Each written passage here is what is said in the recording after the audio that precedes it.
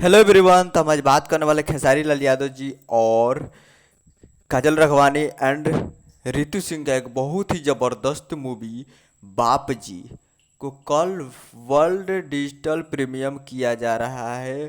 पहली बार यूट्यूब पे रिलीज किया जा रहा है, तो आप लोग इसे कल सुबह में आप इसे देख सकते हैं। उससे पहले हमारे चैनल पर नया है, चैनल को सब्सक्राइब करके बेल आइकन प्रेस कर दीजिए और एक लाइक कर दीजिए।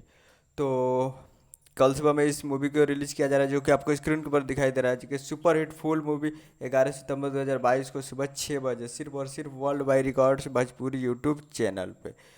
तो बाबजी मूवी कल वर्ल्ड डिजिटल प्रीमियम हो रहा है यूट्यूब पे पहली बार भोजपुरी मूवी। तो आप लोग जाकर इसे देख सकते हैं world by record Bhojpuri YouTube channel पे।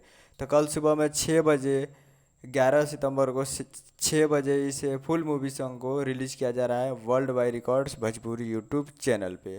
तो आप लोग जाइए और जाकर इसे फुल मूवी को आप लोग देख सकते हैं, जिसमें मनोज टाइगर जी हैं बाप के रोल में और बेटे के रोल में खेसारी लाल यादव जी हैं और रितु सिंह जी और काजल राघवानी जी हैं।